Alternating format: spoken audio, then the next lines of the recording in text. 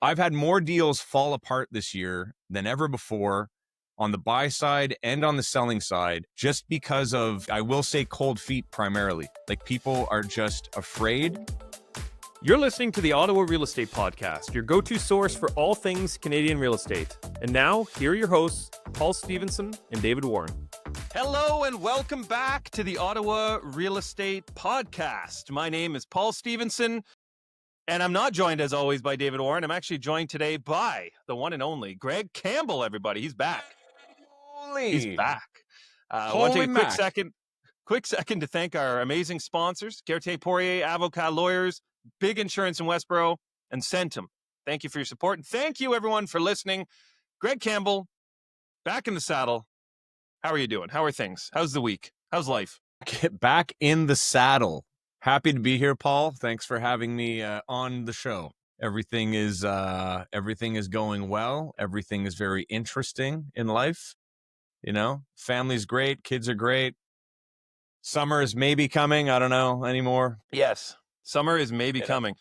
I will say, and I'm interested to hear your take, because I know last time we were on, you were shifting the focus is on training support, and I know we kind of had conflicting opinions about what was happening in the market. But what are you seeing right now, Greg?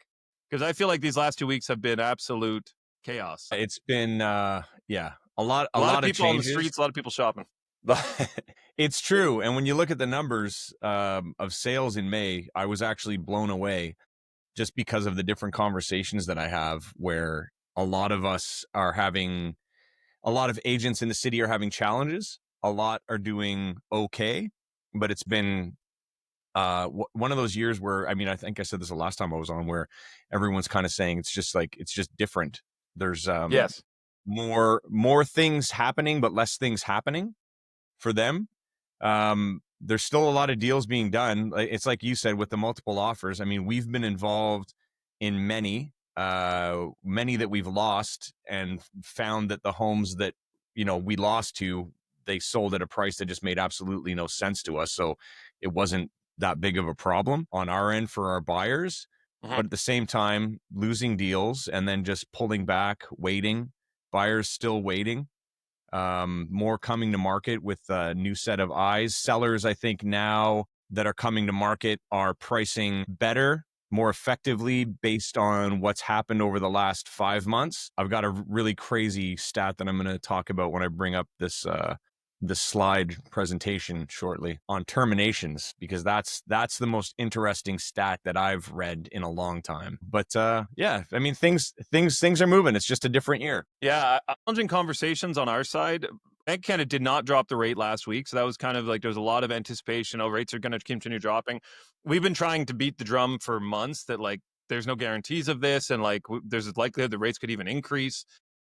Obviously, people only hear what they want to hear, and even if we say that, people are like, "Oh, you're always saying rates are going down, market's going up."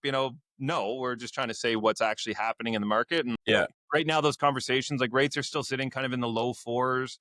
Clients are kind of waiting. Like, I have people say, like, "Oh, we're waiting," still saying we're waiting for rates to drop, which is still kind of mind-boggling when people have been saying that for years.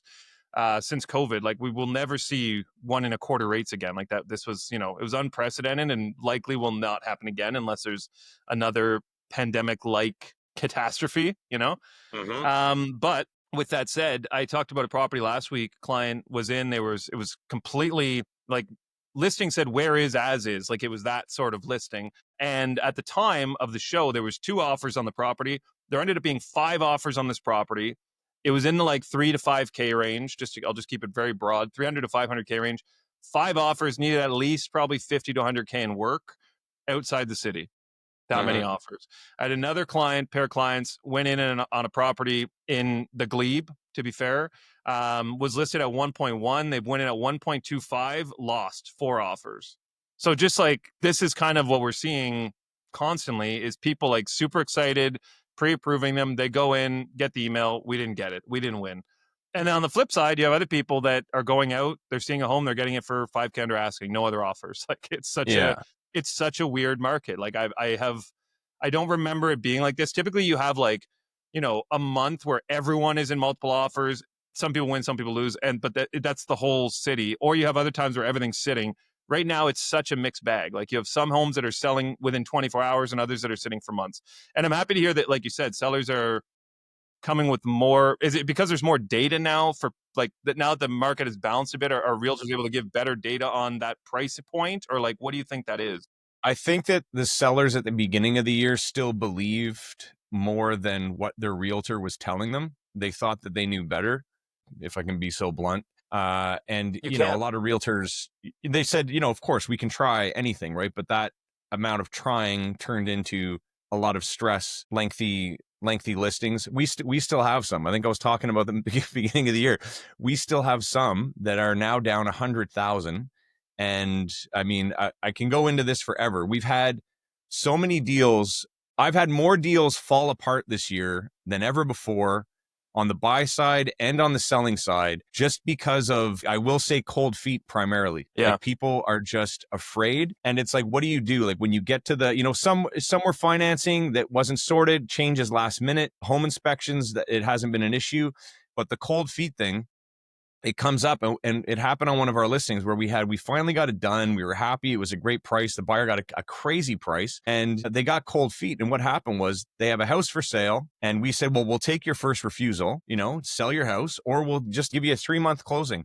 They were like, we can't do it. We're too stressed. Can't handle it. Their house is still on the market. They may come back, but I don't know what's going to happen with that. But then it's like, you talk to your seller, they're like, well, can we keep their deposits? Like, well, we can't. It's within their right. The conditions are there to protect the buyer. It says that they can't fulfill financing. I go, there's no point in us trying to fight this. Let's get it back on the market and get it sold, right? So, I mean, there was a team that I spoke with a few weeks ago asking them the same thing. I'm like, are you seeing a lot of releases from deals? And they said that out of everything that they've been doing this year, they're seeing a 50 to 70% rate of deals falling apart that are actually at the accepted stage. 50 to 70%? 50 to 70%. Oh, sorry. Wow. The 50 to 70%, they're getting done. So there's a 50 to 30 to 50% Okay. rate of failure, basically. I mean, that's still stark, but it's not super quite as high. bad. And I was talking to this guy that I was working on that deal with that fell through. And I said, man, you're the third mutual release we've had from a deal in the last 5 days. And he's like, dude, you are my second one this week. I just had another one fall apart 2 days ago.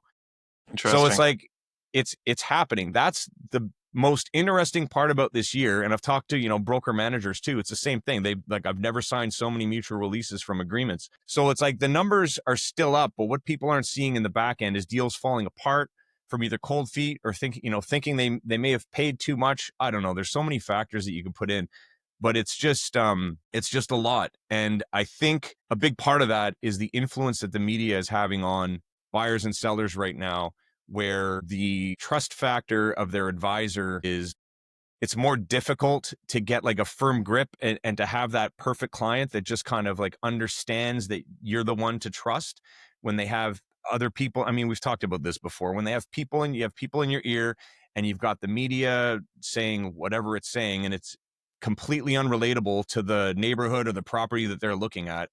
And it's been challenging. So yes, what I'm saying is, back to your question of the sellers at the beginning of the year were priced higher based on what they thought their home was worth, based on what they thought that they needed. And now the sellers that are coming to market realize that it's not what it used to be, and they're pricing more effectively, and they're starting to listen so they can take proper action to get it sold. Interesting. Or the ones that are listed have dropped down substantially. Yeah, that's what I was going to say. So yeah, that's I'm seeing that a lot too, mostly after inspection. More so, it was about a month ago, but I must have had like multiples within a 2-week span. Like a lot of people that put in offers, did their inspection, and then decide to walk away. And I don't know if that's a combination. Part of me feels like it's just too much information. Like you said, like, they do their own research, they go do the inspection. Obviously, inspections are made to like line item every single potential deficiency possible. So it's a horror show. If you've never seen one before, you're like, oh my God, the house is falling apart. It's not, you know what I mean? It's just, that's their job, is to show you like this needs to be trimmed, this needs to be sealed, it's just like whatever needs to be done, they'll tell you, which is great. That's what you want. But I think if you're a first time buyer, it can be intimidating. And I think, as you said, if someone is if you're on the selling side, and you have buyers coming in, but their representation isn't maybe guiding them the right way, or hasn't dealt with that before, or there's a problem that they're not aware of or not, haven't faced previously, it might scare them off and they might go back to the drawing board just because there's so much information coming in. Or like you said, maybe there's another listing that came out that's slightly less and we're overpaying now. Like there's so many things that are happening like that. That's a thing too. And you can have alarmist inspectors as well, right? That'll just freak you out. And then the agent can't do anything. Maybe the agent's new, they just don't know how to solve the problem. But for an example, we did an inspection on a property. It's an older home. And there was a lot that came up in it, like way more than we expected. So there was problems with the roof, the plumbing, the electrical. And so, instead of just walking away, we're like, well, no, let's go deeper into this. So what did we do? Called the electrician, called the plumber, called the roofer. We got quotes on everything. And the deal, we got a $15,000 reduction in price. So the deal got done. But that's an extreme scenario. Like that's a lot of shit. Plumbing, electrical, and roof, and still getting it done. Just looking for a change. But yeah, walking away, man. It's my tinfoil hat moment of the day is inspectors are just looking to fail properties to get more buyers out, right? Just to get more properties inspected. Hey, it's a big conspiracy. more home inspectors pumping their market. Yeah, pumping their own market, right? Making things fall apart. Greg, I got a very interesting email, this week, and this all kind of lead into your stats. I had a listener reach out and said, "Hey, Paul, let's take a look at the May stats released by ORIB, and I assume you guys will touch on this next week." They sent me two links. They sent me one for the average prices. They sent me the stats from last May, 2024, and then they also sent me the current May stats with the year-over-year numbers, and they're actually conflicting, which I thought was very interesting, and we kind of talked about this quickly before we came on air. Do you have any idea, like, how are those numbers calculated, and kind of leading into May's numbers, like, how are things looking stats-wise? Why would there be a discrepancy? How are things looking, Greg? Go. When you showed me that, I was kind of like, it's not surprising, because I think that some of when they grab the information, there's a lot of tech involved, and the way that they're grabbing the data can change, I think, over time. So there was a discrepancy of about, I think, 500 properties in terms of, was it the new listings or sales activity? It wasn't too far off, but it was far off enough to be like, that's kind of weird. So for sales activity, quickly, I'll show you here. This year it shows 5,000. It looks like 5,808. Is that what you have for sales activity? It's 5,806 for this year, and it says 5,808 for last year on my graphic from this month. Yeah, and the one last year showed for sales activity showed 5,673. So that's a pretty big discrepancy there.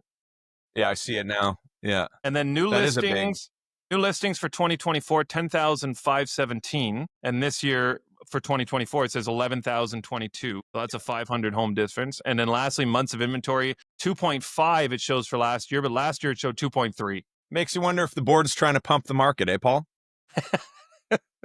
Get those numbers up. At the top. Starts from the top down. Get those numbers up. Yeah. So you have a nice little graph for us, Greg. You got some slides. Yeah. What sort of numbers can you dissect for us today? Let me the scalpels. Ottawa Real Estate Market Update, May 2025 report. Ottawa Real Estate Board. Delayed spring spurs buyer confidence.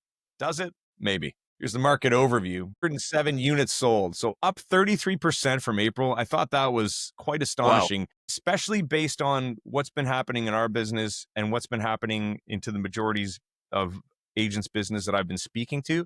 Like things are picking up, but I was not expecting to see that number. The benchmark price year over year up 0.8% is 629.8. So, 630,000. Now, everybody should know the benchmark price just represents what, in general, of all styles of properties in Ottawa, what you might be paying for as a general way of looking at it. So don't think of that as anything more than like just an arbitrary number. Kind of everything depends on your neighborhood type of property.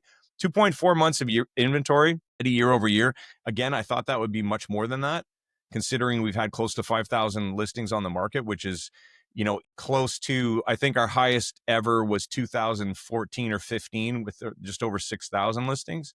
Key highlights: delayed spring market showing strong recovery, buyer confidence returning post-election, Ottawa outperforming Toronto and Vancouver clearly, sales prices remain close to list, and they do.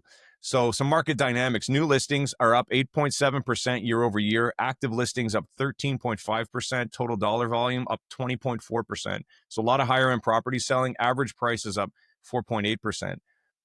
So now if we're looking at sales performance, look at April 2025. Monthly sales comparison. We've got, just close to 1,400 sales. May spiked all the way up to 18.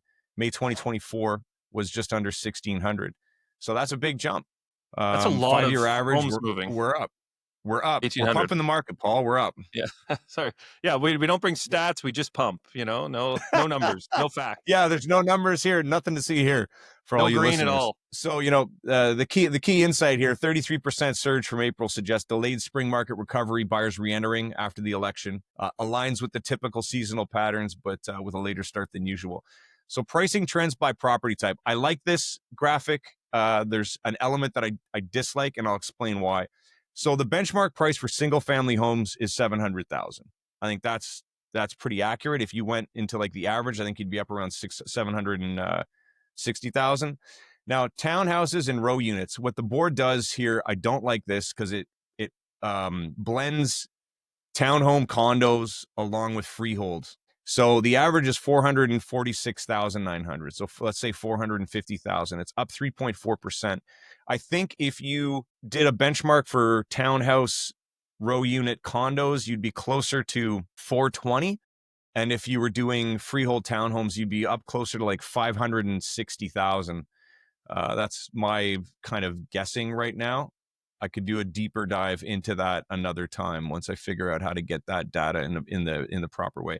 I find it interesting that I also say data and then I say data. I don't know. My English, I don't know what this is. Yeah, right? Data. I think of that when I say it. Apartments, condos are down 3.6% year over year. 405,000 is the average. And the home price index composite is 630,000. So overall market snapshot, average price of homes sold, 730,000, up 4.8% from May 24.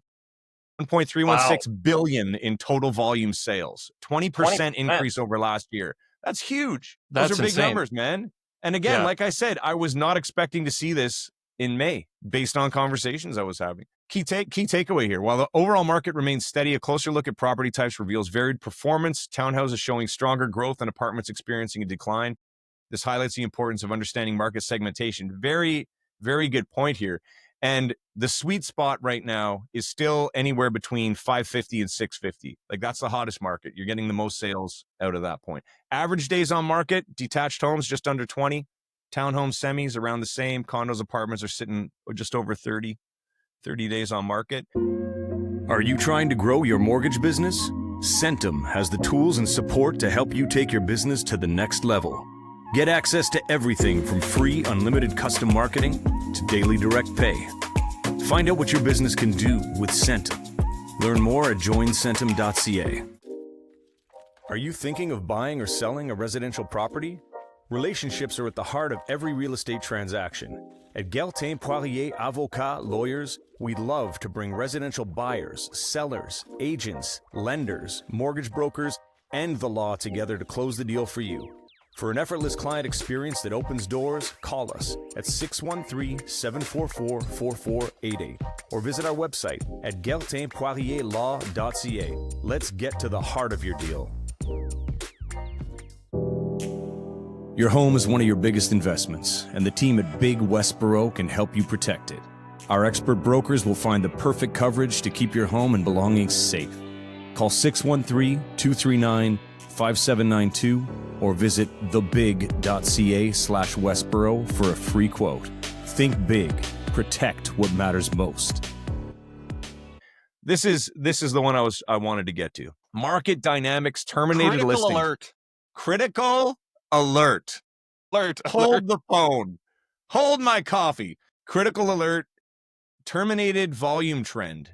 We are up to a 49% month over month increase in terminated listings.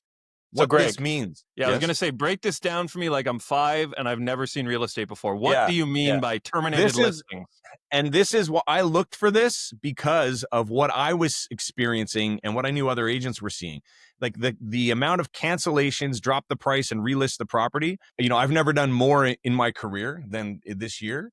And so this is what it means. So what this means, as it says here, sellers pulling listings due to unrealistic pricing expectations, market resistance to overpriced properties, increased competition requiring strategic pricing, opportunities for well-priced properties to stand out. So that means that, 49% increase of terminated listings. Most of those listings came back on at a lesser price to sell. I can almost guarantee at least, I want to say 40% of the listings that sold last month were listings that have been on for 3 to 6 months. And finally they were like, we got to get out of here. And they dropped their price substantially. Market implication. This significant increase in terminated listings signals a market correction where sellers are adjusting to new reality, creates opportunities for buyers, and emphasizes the importance of competitive pricing for sellers. So, well, there the you other have thing it. the other thing to factor into that, Greg, that I have seen twice in the last 2 weeks, which isn't, I guess, that common, but common enough, is people basically having to sell their place because they've already bought a home. Like they bought a home closing in August, and now they have to sell their place. I had a client say, "Oh, we listed our place in 900, but realistically, we think we're going to get 850." Like they already know. It's like they're just throwing a dart, But it's hoping pointless. that somebody overpays. And if nobody Dude, overpays, they'll relist it in a week and a half. You know what I mean? I can't explain how, and I feel sad. I feel like maybe I could have done more or pushed harder, but it gets delicate at certain times when it comes to finances, stress of selling, emotions. No matter how well you know the person, if it's a friend, if it's just a client that you met was a referral. But when you suggest a list price 6 months prior, and now we're 6 months later, and we're listed finally at the suggested list price from 6 months ago, I'm excited that they're finally going to be able to sell, but I also feel to an extent that I haven't done my job well enough to make sure that they did this correctly from the beginning, because it would have saved a lot of time, a lot of money, a lot of headaches. But you can only push in our business. You can only push so much, right? I was gonna say, like, there's kind of that thin line. Like, ultimately, you're the advisor, but Exactly. it is their decision, right? It's like us. Like, we can Yeah. provide you with the solution, but it's up to you to take it. It's not like, Yeah. all we can do is provide you advice and what we think and what we would do. I always try to put myself in my client's shoes. Like, okay, if this was my parent, my brother, my friend asking me for this advice, like, or if it was me personally, like, how would I approach this? What would I do? I kind of try to, explain it in that way. And I know that's like, the best realtors like yourself do that. They say like, listen, this is what I would do. This is how I would price it. But if they say, well, we don't think so, we think it's going to be 900, be like, okay, see you in 6 months. I mean, hey, it's part of the business, and the reality is that I think that era is kind of ending. Like, and it started last fall and it's gone through now. I think that's over. So I think anything that people see now is going to be priced way more effectively. I do believe that things will stabilize and drop from where they are in May for June. June could be hot, but after that, I think it's going to drop off. I don't think the rates are going to change much. I don't think they're going to do a rate drop until at least like late fall, if that, maybe. If unemployment keeps going up and immigration keeps coming in, I don't see it. It won't make sense, because I think buyers are smart enough now that they're going to hold back based on the trajectory of May. I don't know. We'll see. Yeah, so we have 4 left this year: July 30th, September 17th, October 29th, December 10th. So I would agree. I'd say July 30th, unless something crazy, because there's always news that comes out the week before. Now it's 50-50. Now it's, there's always something to like get people up in arms. But realistically, I'd say, September. I still wouldn't be surprised if we saw 2 drops this year, but most likely, September, December, something like that, right? Yeah, it's interesting. And I actually want to check the bond right now too, because bonds have been like, fixed rates have kind of been up and down recently. Like I said, we're still seeing fixed rates kind of in the low 4s, whereas people are still, it's kind of like the pricing. Like, people come to us being like, oh, well, I'm looking for a 3.79 rate. I'm like, well, it's not March, like that was, that ship sailed at the end of April, and now we're back in the 4s, which again, historically is not a bad rate. Like, you get a 4.19 or something, a 4.29, It's like a great rate. It's a great pretty good rate, all things considered, like, So who knows? I was just saying it's astonishing the amount of people that focus on the rate instead of, the home, right? Yes. I don't know. It's just a lot. It's just, they don't really look at their scenario. Like I have a couple buyers that we got stuff over the, late fall, early this year. Now their house is worth more automatically, right? And they're just like, we're so glad that you pushed us in to get this. The people that actually believed you. The rate was just okay, but they had the money and they wanted the house and they got it. Anyways, digress. People are actually more, I mean, it's kind of obvious, I guess, but people are more rate sensitive. I guess it's not obvious. In a lowering rate environment, people are way more rate sensitive. Like I find when rates are decreasing, everyone's like, what's the lowest rate? How can you, like, they're just stuck on the rate. Like that's all they think about. Whereas when rates are kind of balanced or increasing, like most clients don't ask. Like I'm like, listen, I'll get you the best rate that's available today. And that they just appreciate it. They're not like negotiating with me about what rate I can get, So I just found that interesting. Something else, Greg, I found very interesting this morning. Headline: average asking rents fall annually for 8th straight month to 21.29. So I just want to read this quickly. The national average asking rent in Canada fell to $2,129 in May 2025, which was down 3.3% from the previous year, marking the 8th consecutive month of year-over-year declines, according to rentals.ca and Urban Nation report. Rents remained stable for April with a minimal 0.1 month-over-month increase. Purpose-built apartments rents dropped 2% to $21.17, and condominium apartment rents fell 3.6% to $21.92, while house and townhome rents decreased 7% to $2,196. The decline is attributed to increased rental supply from new apartment completions, slower population growth, and economic uncertainty.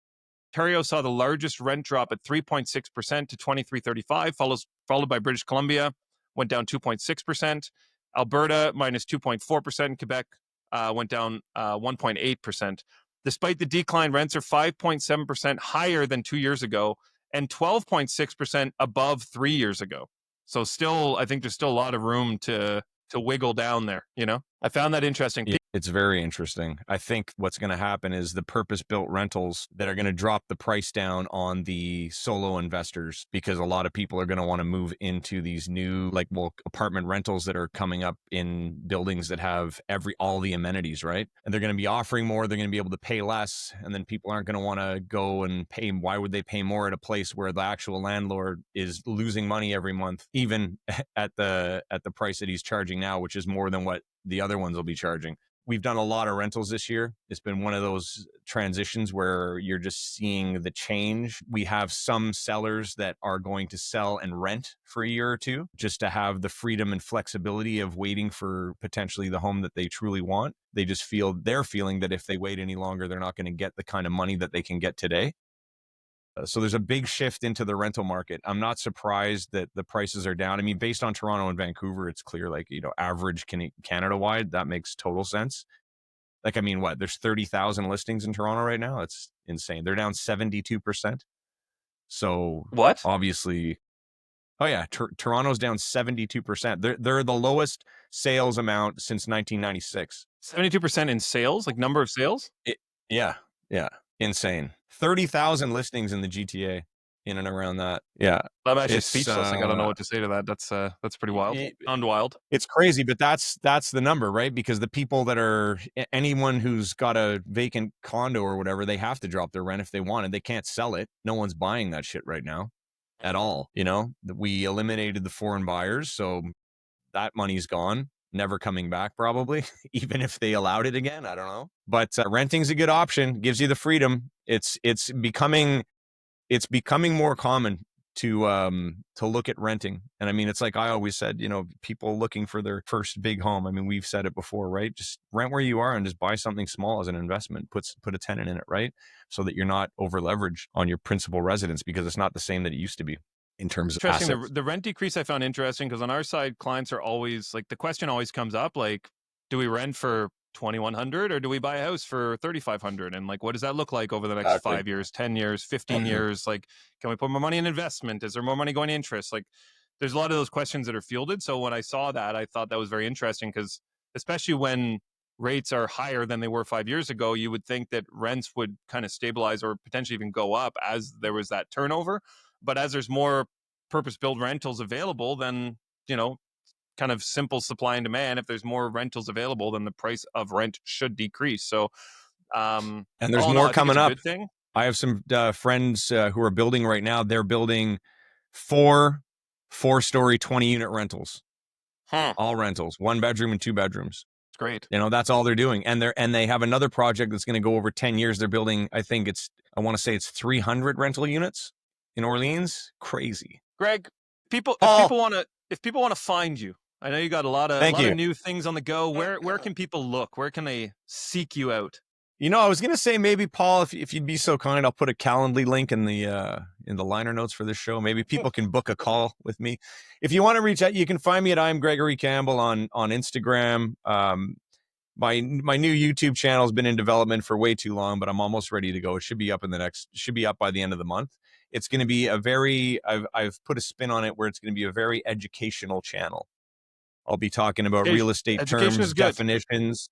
I analyze all the contracts and describe them in, layman's terms, as they say, layman, because we are laymen, not lawyers, but I've interpreted all of that stuff. Weekly updates and stats. It's going to be coming out. But I'm Gregory Campbell's pretty much the way to go on most social media channels. You can find me.